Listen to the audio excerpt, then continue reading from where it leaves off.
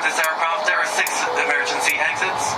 Hello, everybody. This is Ron, your captain speaking. We are currently 30,000 feet in the air, and we haven't even left the airport. We just lit the joint. Just kidding, a little pilot humor there. We like to have fun. Our destination today is Casablanca, Morocco. So everyone, sit back, fasten your seatbelts, and prepare for takeoff. We will be arriving in 6 hours. What's going on, 7-footers gang? It's your girl Jenna here. Jarod, how we doing, honey? We're doing great, man. We're into the second round of the playoffs. Covered game 1 of Bucks Nets. We're already 2 games in. Back in the arena, first time, so it felt good doing that again. It's crazy out here in these COVID streets, but I was masked up still in my vaccinated media section and doing the thing. How was the energy? Because just watching it from on TV. It looked electric. Well, here's what I will say. Electric for sure. And clearly, I haven't done this in over a year, and I'm getting old because it was so loud in there. The people, my colleagues in Media Row, I had to yell so they could hear me when I asked a question because it's so damn loud in the arena, and I ended up straining my voice. It's slowly coming back now, though. Gosh, you and me both too, honey, but mine's for a different reason. Yeah, too much partying for you. Well, I was waiting for the sly comment to come, and you didn't say anything, and I was like, is he that old? No, I'm kidding. But yeah, lost my precious voice a little bit this weekend, so bear with me, guys. It's not a different host. It's your girl here. Come on now. I think I'd let Jarod come up here with somebody else. You know what I'm saying? All right, let's kick things off. We are into the nitty-gritty of the playoffs, the conference semis. It's fun. It's electric, and these series are taking different turns than what a lot of people may have thought. Mm-hmm. And let's talk about this Hawks-Sixers series because Atlanta leads this series 1-0. I mean, we have Joel Embiid with that nagging knee injury that partially tore meniscus. Not Joel Embiid. Ben Simmons can't fully get it together to the level that we need him to. And we need Tobias Harris playing at a LeBron James level every night if we want to make it through the series at this point. And Trae Young's doing Trae Young things, the newest superstar in the league in the post season here. So talk to me about game 1 because, a lot of people did not expect to see this when they tuned in. Yeah, so I think, here's what's interesting. You're right. People did not think the Hawks would win game 1. But, what I thought about it was the Hawks are a tremendously talented offensive team. And we got to give head coach Nate McMillan credit. When he took over after the Hawks fired Lloyd Pierce, the Hawks were one of the best teams in the league record-wise and the different things they were doing. And they were competing on both ends of the floor, offense and defense. Trey, Bogdanovich was healthy. John Collins, everybody was sort of buying in. And, we saw how they dispatched the Knicks in round 1. And the Knicks, and here's what I thought about that. Because you know what the Knicks are, right? They play tough, physical defense, all that. But none of that fazed the Hawks. And that gave them confidence beating the Knicks in 5. Because a lot of people didn't pick the Hawks to win that series. Even though when you looked at it, it probably made sense to pick Atlanta, right? So coming into this game, the Hawks really just took it to them. They shot the lights out. Trae Young's doing what he's doing. He's playing like a superstar, getting to where he wants on the court. And the Sixers had some trouble defending him. And they're going to have to make some adjustments going forward. Danny Green is not the answer on him. That didn't work. And if you put Ben Simmons on him, okay, that may work. But, we've seen Trae so good at reading the game, right? You press up, okay, he'll try to get by you. You sag, he's going to go with he's really good at reading the game, and he's not only is he a willing passer, he's an excellent passer. So he'll move the ball and get it to an open guy if you bring size at him, etc.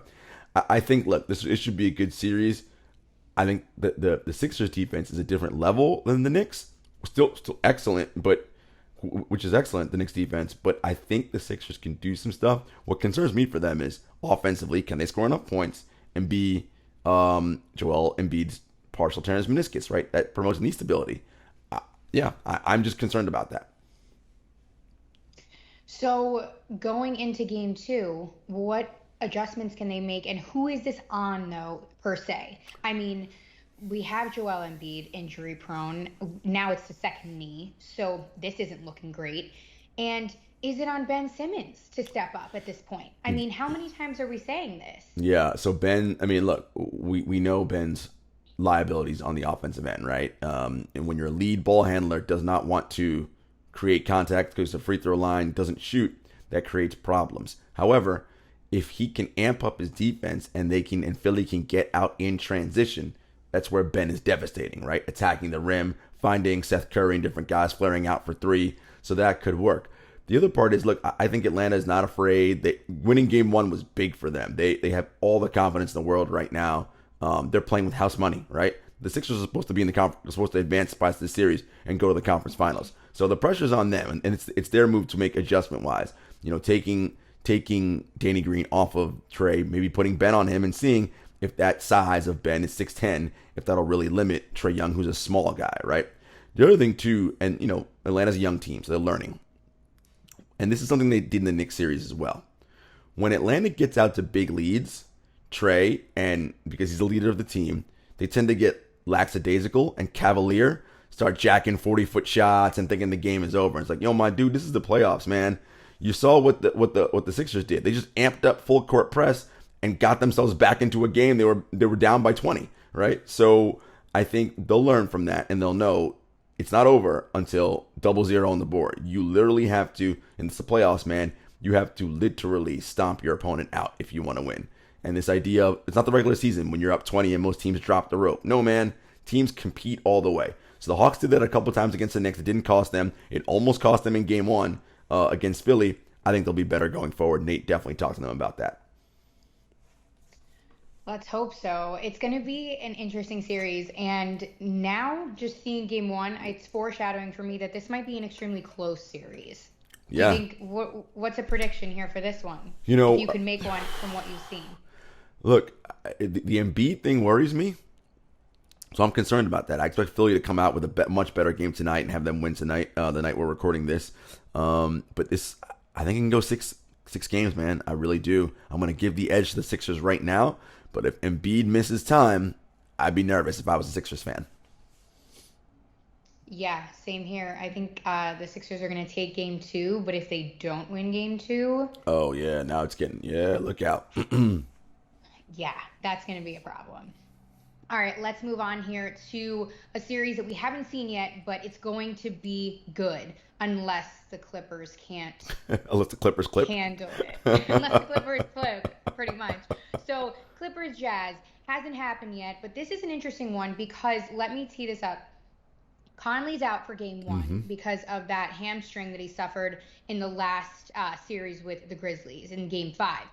And we have Donovan Mitchell, who is playing stellar, fresh off that ankle though, so something to monitor. But the Jazz haven't played since June 2nd. And the Clippers are coming off a tough series.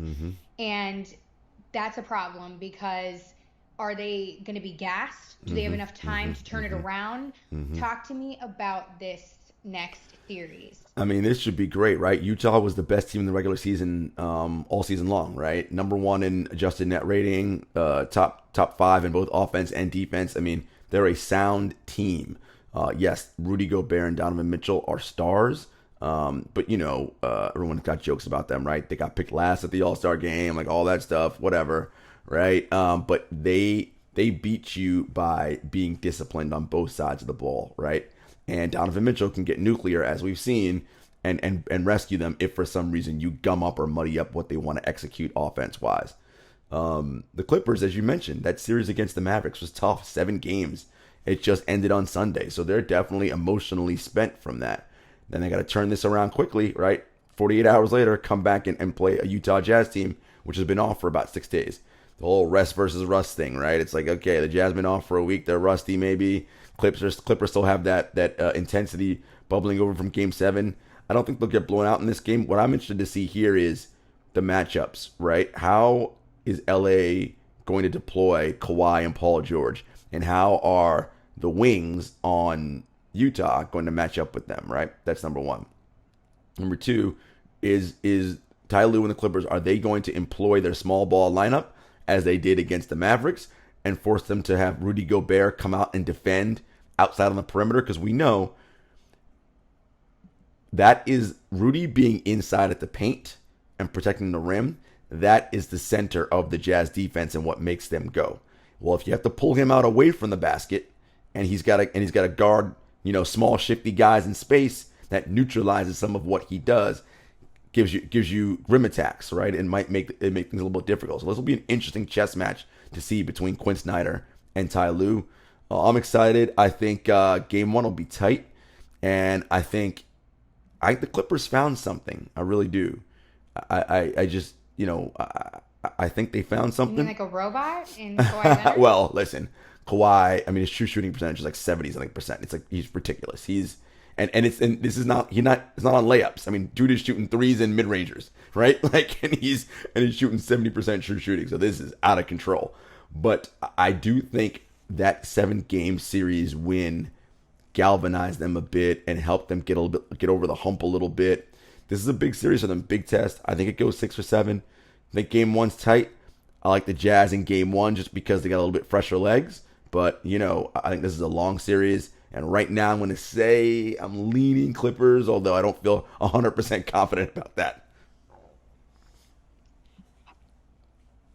Yeah. Clippers? Because you got to trust the Clippers, which is that's a dangerous proposition, as it always is. That's very true. Because, I mean, I feel like going against Kawhi is almost kind of sometimes going against LeBron. Although, if you went against LeBron... We won't even...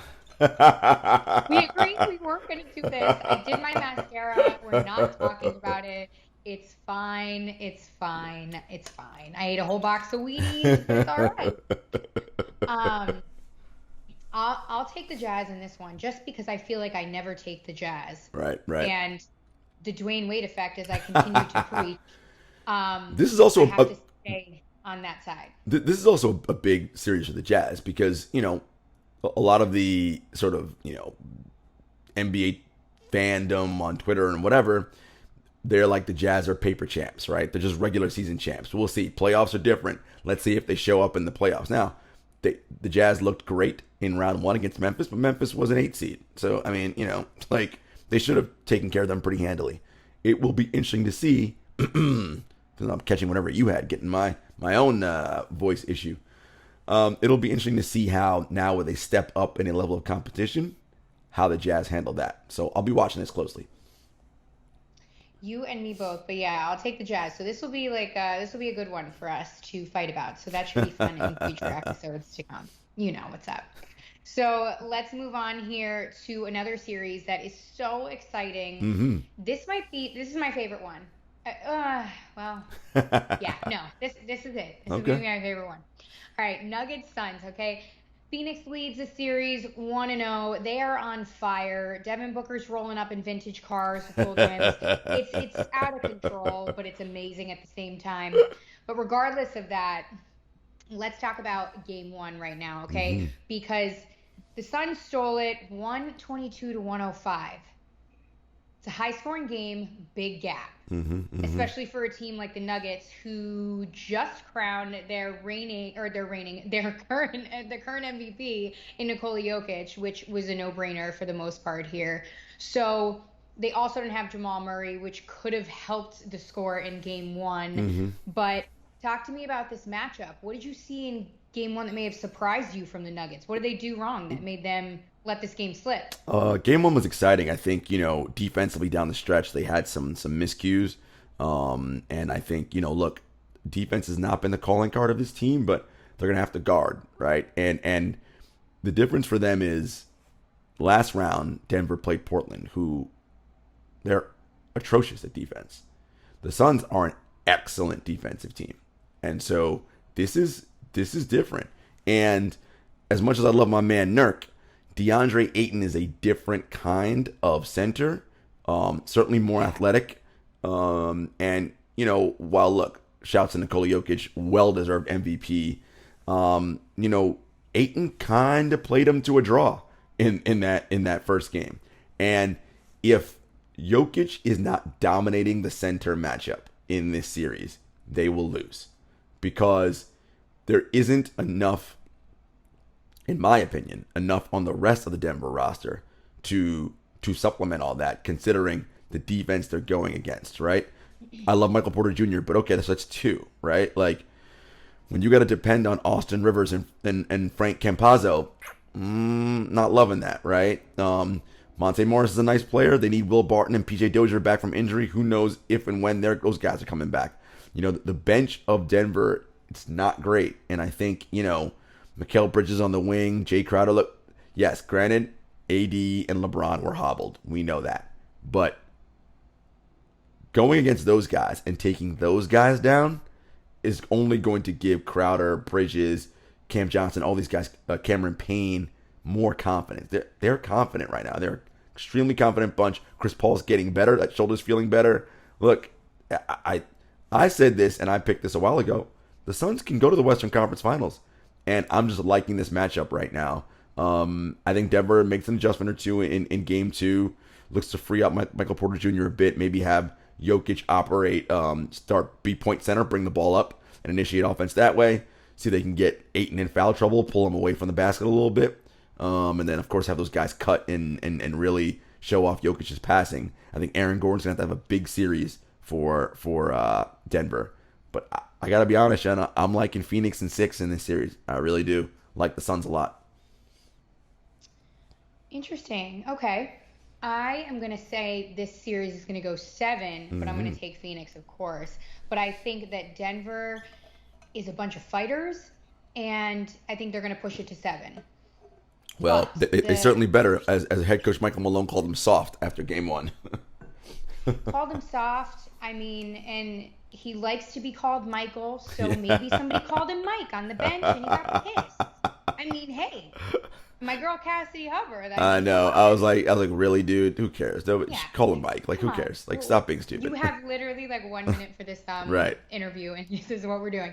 Anyway, we're not roasting Michael Malone, but I will say in Game 1, a great stat here. All of Phoenix's 5 starters scored in double digits. Mikal Bridges is playing phenomenal. Yeah, Torrey Craig he had a great game. Torrey Craig off the bench. Yeah. Torrey Craig is adding great value off the bench. And Jay Crowder, his grittiness, I mean, maybe it's that he finally got to troll LeBron after a million years of losing. With the salsa dance, playoffs. That was funny. The salsa dance, everything. I saw the shade. We're not even bringing it up.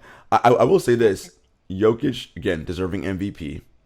But you know that Devin Booker is rolling into this series like, oh no, I'm the best player in this series. Like, Book has that, got that swag to him. Here's what frustrates me about this situation. But then again, I don't feel bad for Devin Booker because he's getting so much clout from dating Kendall Jenner and having a billion vintage cars that he's fine. I mean, he's partying with Justin Bieber and Travis Scott. Am I jealous? Yeah, but that doesn't matter because I will say on a real note that Devin Booker is playing so phenomenal in his first playoff series going this far, and nobody talks about it because there is something that overshadows something that he does every game, whether it was LeBron James, whether it's the Chris Paul show, which rightfully so it should be. Respect your elders. But we need to talk more about the greatness of Devin Booker. We are witnessing the rise. This is going to be so much fun when he's on the next level to be like, we watched this happen. And we watched it from the bottom up. And Monty Williams, kudos to him. Great coach. I mean, it's a great squad, great coaching in there. So Phoenix is thriving. I mean, that arena was rocking. No doubt. I mean, 100 Phoenix, plus degrees. I hope they have the AC. Phoenix's crowd when they're good is excellent. And, shout out to True Hoop. I put out a video today talking about youth is being served in the playoffs right now, Jenna. And I talked about this on a couple previous pods. Look, of course we know about our heroes from like yesteryear and like our current heroes, right?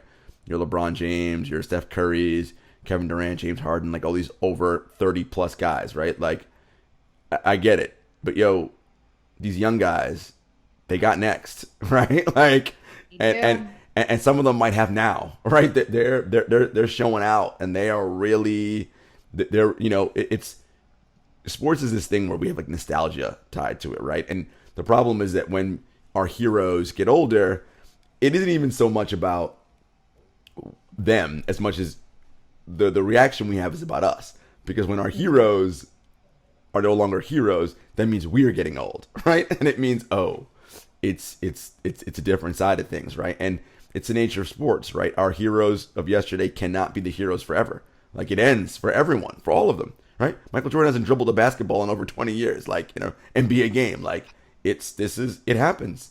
And so, this next crew, the Trae Youngs, the Devin Bookers, Aytons, all these young guys, it's their time now. They're getting their first taste of the playoffs, and it'll be their league going forward. But those old guys, they won't go kicking, they won't go lightly into the night. They'll fight. They'll fight to the end. But it's a wonderful time in the league. I mean, there's so much talent all over this league, and the league's in good hands going forward. Couldn't agree more. It is a wonderful time in the league. I love when I saw that True Hoop preview that you said. I just love the topic, because we're, like I just said about Devin Booker, we're watching, and we're witnessing it, and we're seeing it, and it's fun and it's exciting, especially for the younger people who didn't come up seeing Jordan and seeing the legends of that era. So love it. Can't wait to see that. Tune in, guys, because Jarod is a philosophical genius, and I know he'll have some good thought nuggets in there that you guys will take. That's that. Let's go to the second most exciting series, in my opinion, in the conference semis, the Bucks and Nets. Although the preview that we're getting seems like a sweep, it's still exciting, because I turned on my television for game 2 and could not believe my eyes. I actually blinked a couple times, looked away, looked to the right, looked to the left. I said, all right, it's going to change. Nope, that score did not change. At one point, the Bucks were down by 49, guys. 49. And who's on their team? I think it's the reigning defensive player of the year. That would be Giannis Antetokounmpo. But in game 2, the Bucks completely bit the dust, 125-86. The Nets blew over them with KD dropping 32 3/4 alone. Made it look easy. Crossed up Giannis at one point. LeBron James approved on Twitter. Caught that. When you got the approval from the king, you know what's up. Here we go. Kidding Kevin Durant. I love you. But anyway, we got to talk about the series, because now the Nets lead 2-0. Let's not forget about Kyrie Irving dropping a mere 22 as well, which was pocket change for him that night. Drew Holiday, where was he? Chris Middleton, what's going on? Giannis, where were you? So what's going on with this series? Why aren't the Bucks defending? So a couple things are happening here. And I'm sorry, I don't mean to interrupt you. That is without James Harden. Correct. Yes, Blake Griffin is coming back with some type of playoff resurgence we haven't seen in a bajillion years, but the big 3 isn't even out there yet. What's going on? So a few things are going to make on. you laugh. A few things are going on. One, and this is just an overarching point. Kevin Durant and Kyrie Irving are excellent at basketball. Like, extremely excellent at basketball. And I don't know if that point can be stated enough. I've said it before. Anyone who follows my work knows this. I believe when healthy, Kevin Durant's the best player in the world.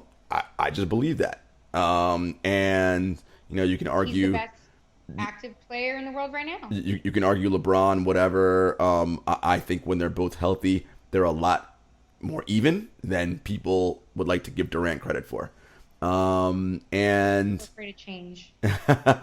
But either way you look at it, right? To me, when those two are on their games, they're the two best, and that's just what it is of this generation era. And that's with all due respect to Steph Curry, James Harden, Giannis, everybody else of this era. Like, those two to me are the best. And what you're seeing with Durant is not just the offensive ruthlessness and efficiency. By the way, he's been contested on 90% of his threes and is shooting almost 50% from three-point land. I mean, it's just ridiculous. The 7-footer, about the reach. I mean, the reason why this podcast is called the 7-footers is because of Kevin Durant, right? Like, I love 7-foot tall people. People know that. Oh yeah. I don't think people know that. I mean, people should know. My basketball love language is tall dudes who can shoot. Like, so that's why I love Michael Porter Jr., right? Like, I mean, Portland, backcourt. Yeah, it's just little guys. Like, look, the rim is still 10 feet above the ground, so size matters. Like, now, it's not like how it used to be, whereas all you had to be was big. So if you have size and you have skill now, you can dominate this league in a way that very few people can. And I think this is what we're seeing, Jenna. Like, the whole talk was the Nets are too ISO heavy. They're just how they're going to share the ball, blah, blah, blah, blah, all these things.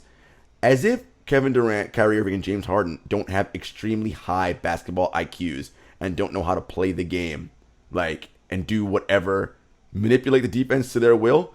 And if the defense is forcing them to do one thing, all right, cool. You saw it on the pick and roll. The Bucks are double teaming Durant on pick and roll.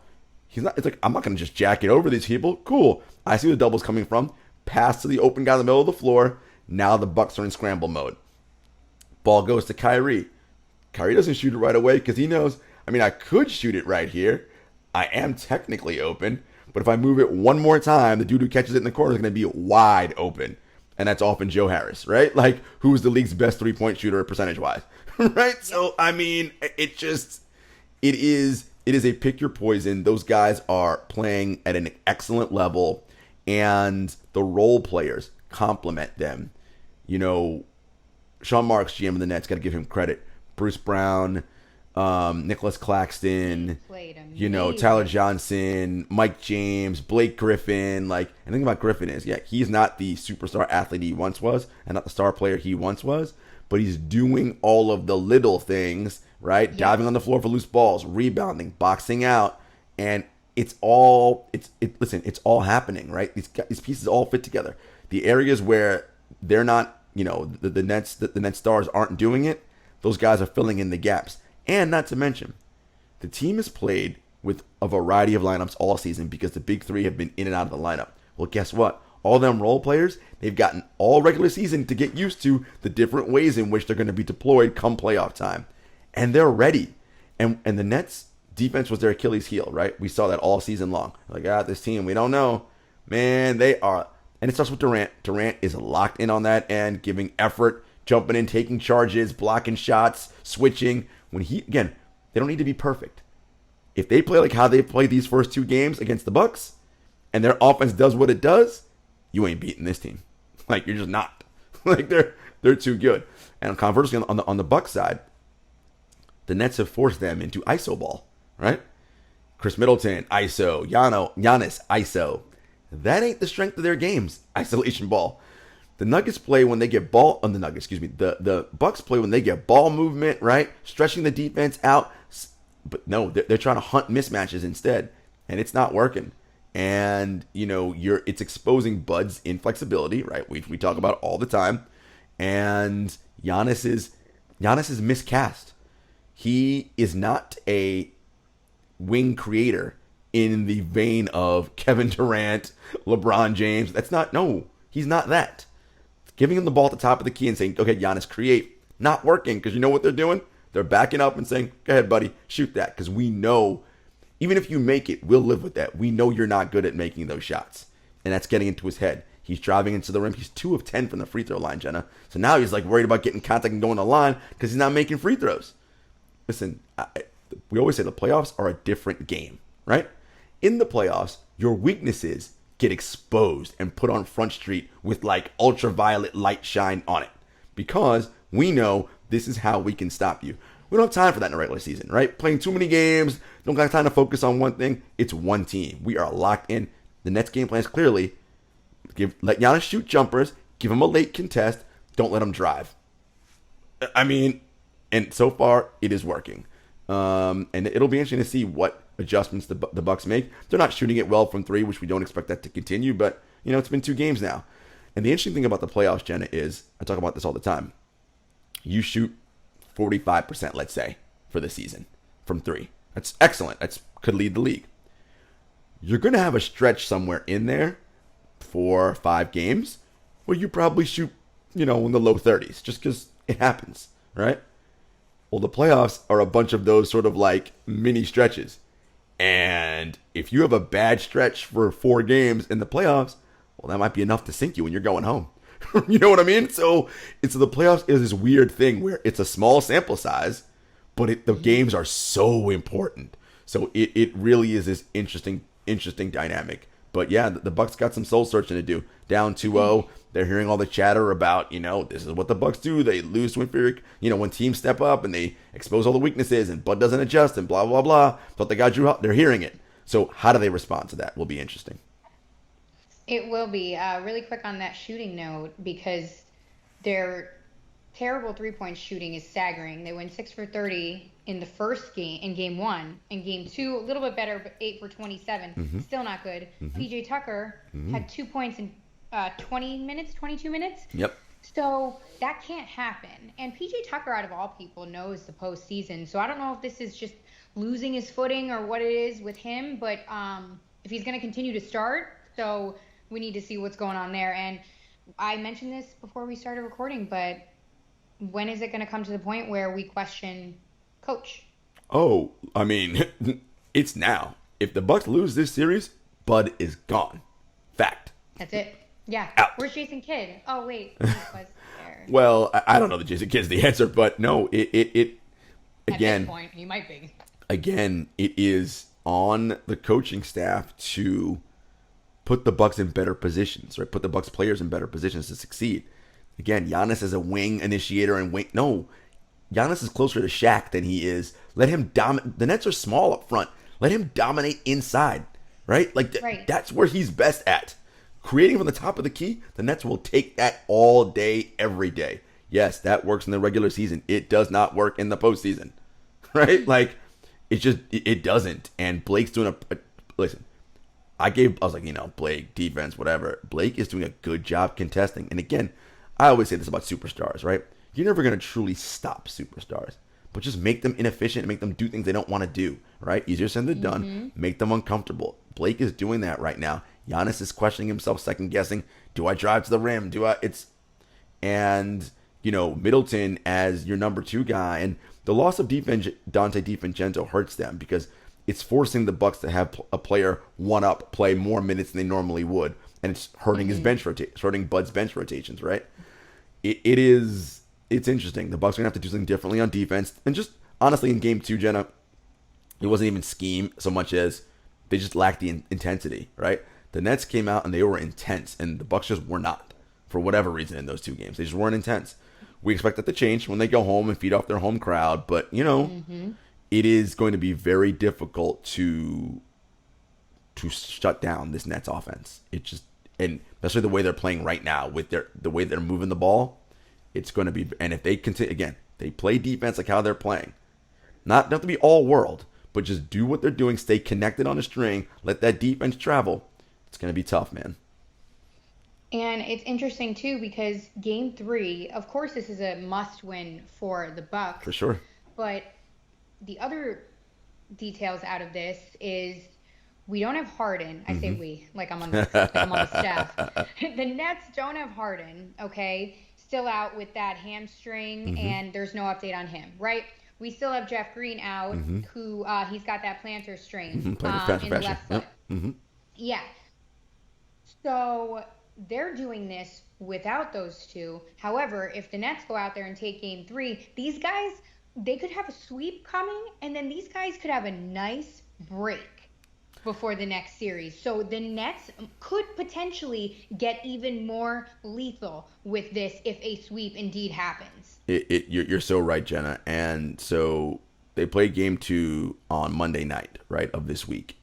Game 3 won't be till Thursday night, right? So they get 2 extra days, right? So that's Tuesday, Wednesday off. They play Thursday. Game 4 would not be until Sunday. So they get Friday, Saturday off.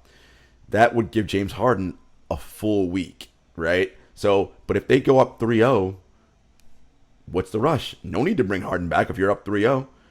Right. If it's, and if Milwaukee wins a game and it's 3-1 or what, you're good. And Jeff Green, who we think, Steve Nash said that he's progressing well. There's no timetable on Jeff. But he adds another piece of versatility to this team. And look, the stars could align for them that if they're able to handle Milwaukee in 4 or 5 and the Hawks-Sixers series goes long, this is nice for Brooklyn. Gives them, and again, because their stars are older, right? Kevin Durant and Kyrie Irving, and they're over 30. Gives them time to rest, recover, prepare for the conference finals. Long way to go before we got only 2 games, as everyone says. A series does not start until the home team loses a game. Well, okay. Nets did what they had to do. Won their 2 games. Sorry, I didn't quite catch that. Siri's talking to me right now, even though no one's talking to her. And we'll see what happens in Milwaukee if the Bucks can defend their home court. We shall see. This is going to be interesting. Like I said, Game 3 crucial. Obviously, more so for the Bucks. Oh, and they're feeling the pressure. No, they are going to be feeling the pressure. They're feeling it. You could tell even in the post game, the interviews. Of course, they're not going to be pleasant after that loss, or blowout, I should say. But interesting what they have to say, including coach. So we'll see. What's your prediction for this series after seeing Game 1 and 2? I mean, look, the Bucks have been an excellent team. I cannot imagine they're going to just roll over in Milwaukee. So I expect them to come out with way more verve and fervor in Game 3. But I think it'll be close, though. I really do. And look, here's my thing. In a close game, and if I got to get buckets down the stretch, I like the Nets bucket getters better. I just do, right? Like, their guys are just... when things break off and and you're stuck in isolation, Steve Nash has something interesting. Isolation's great for us because we have three of the best isolation players in the world. But we're at our best when we do all our actions and then we get to isolation, right? Because the Bucks may defend the actions well for 20 of the 24-second shot clock. But then 4 seconds left, damn it, it's Kevin Durant stuck on an island with whoever, Bucks defender. Regardless of who it is, that's lunch meat, right? Like, I mean, that's always a good shot. Kyrie can get past anybody that stands in front of him, right? Like, that's a good shot. So I like their chances, but I do expect the Bucks to get one of these games in Milwaukee, at least one. But I think they're coming back to Brooklyn with the Nets up 3-1. I do. The way they're playing right now, the way that... That's not even good at this point. No, the way that Durant and Kyrie look so focused, I don't know. I think they come back to 3-1. Say that does happen, and who knows 3-1 deficits better than a few guys on the net. They know it. I will say this. If they are up 3-1, they will close it out in Game 5. I feel pretty confident in that. They will put the hammer down and close it out in Game 5. I mean, hey, at this point, I'm going to every single Brooklyn game because you see Beyonce and Jay-Z. I was there. The last game? It was funny. I was like, look who showed up. She's wearing like a freaking diamond coat. I'm like, Hove and B in the house. Yeah. I can't. Amazing. Yeah. Loved it. This series, and it's going to be good. I mean, it's great high-level teams playing against one another. I don't know what's going on in Milwaukee, but they need to fix it fast, or because change it. Jenna, as even though, again, the thing is to say that all the Nets did was protect their home court, and it's true, but when you go down 0-2, the onus is now on you, the Bucks.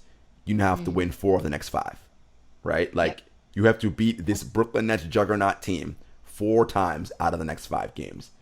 That's, it's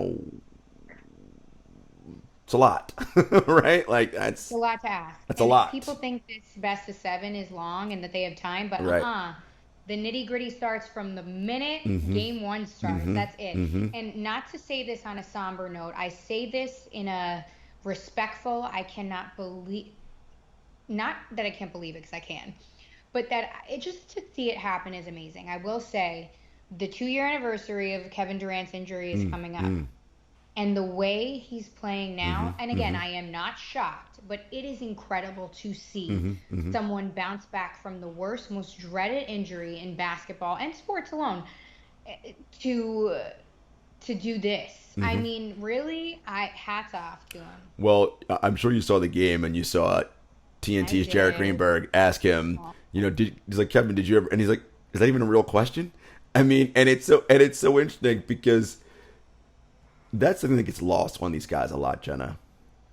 And I talked to Dr. O'Malley. You want me to sit up here and doubt myself? I talked to Dr. O'Malley, who performed Kevin's Achilles surgery. He also did his Jones fracture surgery back when he was at OKC.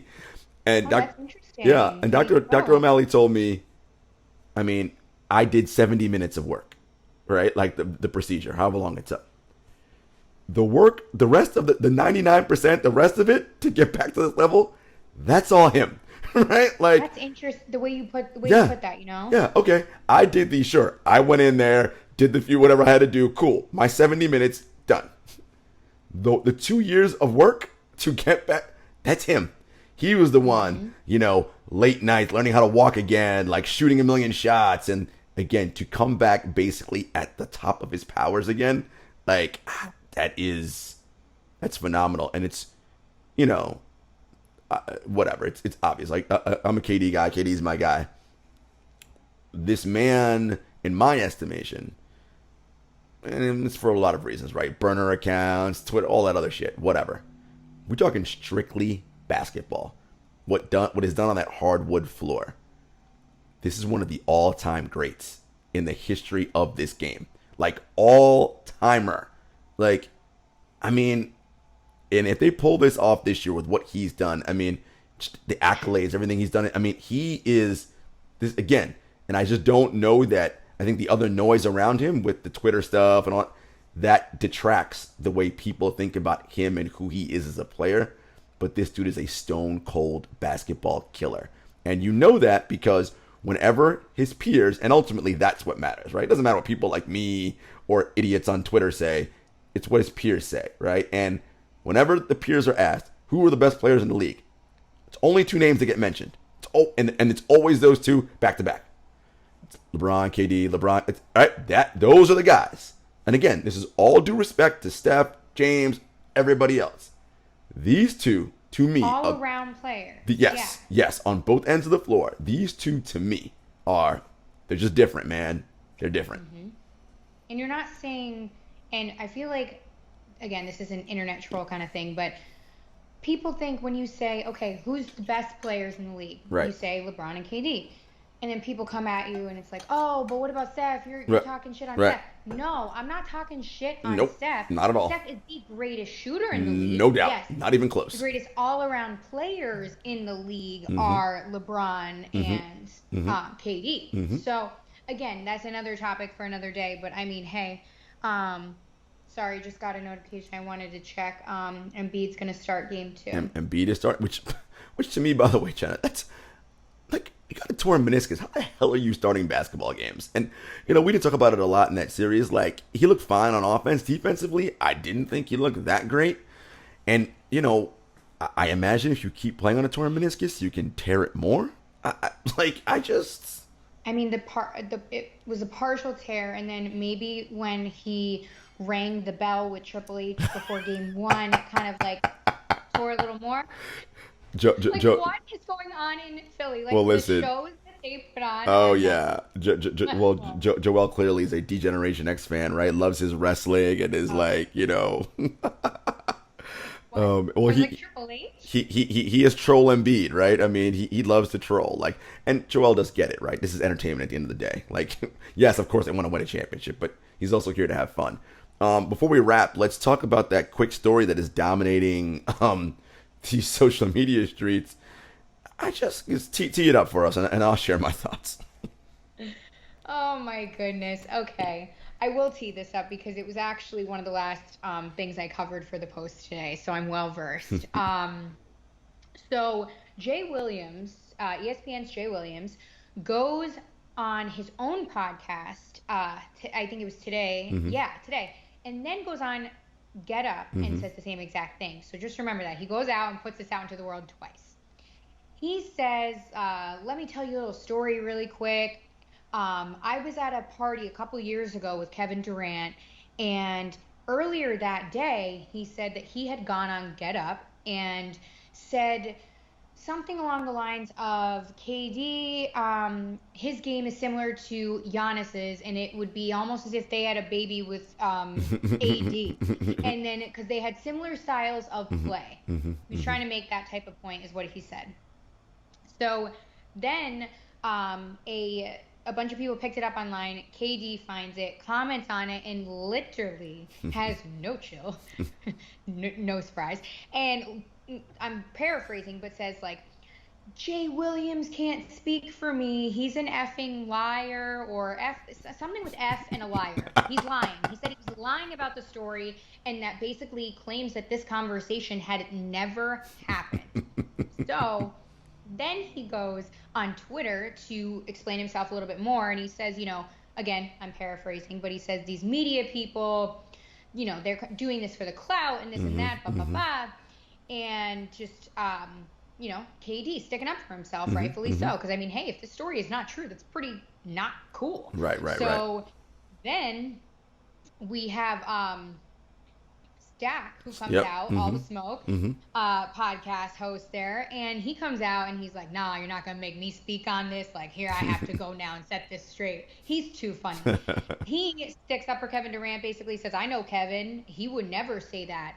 Oh, I'm sorry, and I also missed a part of the story. Yes, so Jay says all of this, and then apparently at this holiday party, after he goes on Get Up and says Giannis and KD's game is similar, KD, he says, goes up to him and says, "Don't ever compare me to that guy again. Don't you dare. Nah, blah, blah, blah." That doesn't sound like KD. And again, I don't even know him either, but that doesn't sound, I don't know. But anyway, Stack goes on Instagram, sticks up for KD, says he's my friend. Jay Williams, you're supposed to be in the fraternity brothers of basketball, and why are you saying this? Don't let ESPN fool you. So now basically everybody's coming for Jay Williams because people think he's lying about the story. So Jay has in the past addressed things when things have kind of gone awry like that, but not this level. So I don't know what's going to happen. Sorry I buried the lead in that story. There were so many details. I was trying to shuffle them in my head, and I'm like, Jenna, you missed the biggest part. I was like, yeah, you missed the biggest part, which is, right. At this holiday You party. stopped me. Well, it's fine. I was like, at this holiday party, allegedly, Katie allegedly told Jay Williams, don't ever compare that dude being Giannis Antetokounmpo to me in my game. Yeah. Now, if KD comes out and is saying, "I never said that to Jay Williams," it's all we can do is believe what KD says, right? He's like, he said I didn't say it. Okay, none of us were there. We don't know.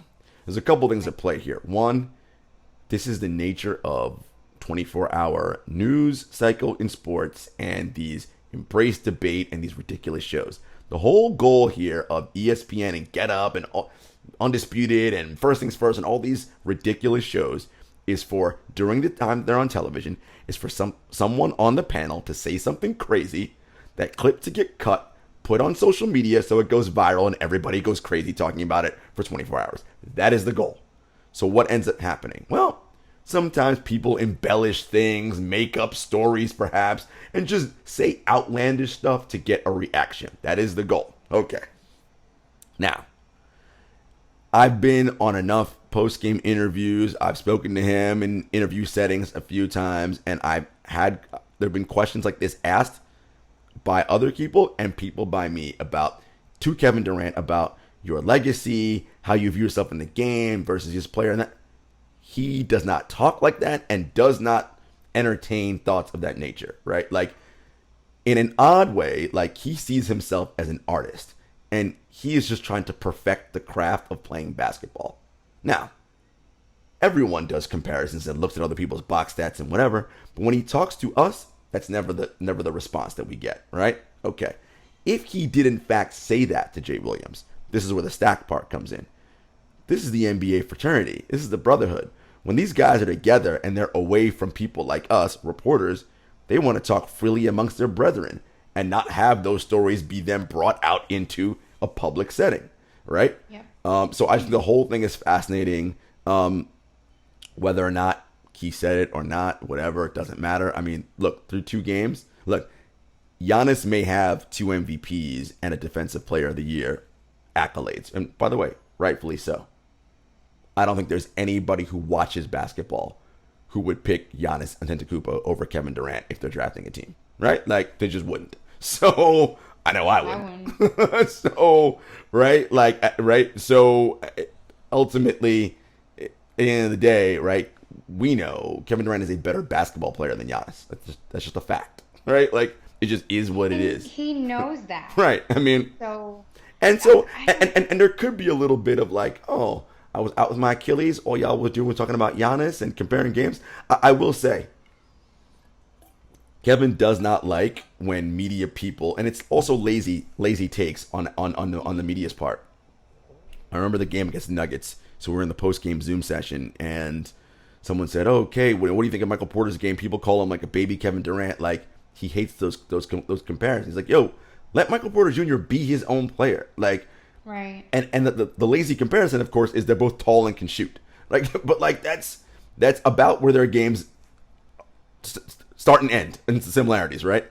Durant does so many more things and is so much better, and I think that is sort of Kevin's mindset. Is like, I'm an all-around great player, arguably the best player in the world. Like, don't be putting all these guys, like, saying, oh, this guy's like me. Let them be who they are. I'm who I am, right? In his mind, I'm a singular, right? I'm a one of one. I'm Kevin Durant, which he certainly is. Let them be who they are, and I'm me. So I think the whole thing is fascinating, and it'll be interesting to see if it goes anywhere. I highly doubt it. I mean, these guys are locked in, doing what they got to do, but that's the nature of 24/7 media. Interesting, yeah, to say the least. I'm interested to see if Jay will speak out. So who knows? But Jay, you might get fired from the boardroom for that, buddy. Right? We may not see you in the boardroom anymore for that one, buddy. But the thing is too, like, again, like, there's certain things that you say and you don't say, Right. and especially if it's at a party. Like, And, well, that's the thing. At a holiday party, I'm like, what are y'all working Goldman Sachs and you're at the office holiday party? Like, what are you even talking about? Exactly. So I'm like, okay, interesting enough. But hey, we shall see. Now, guys, we are in the conference semis. Things are heating up, so stick with us because we got you covered. Jarod, where can they find us? Apple Podcasts, Spotify, YouTube, at 7footers Pod on Twitter, at 7footers Podcast on Instagram, at JS Hector, at Jenna Lemoncelli, and we'll see you guys next week. Peace. Peace.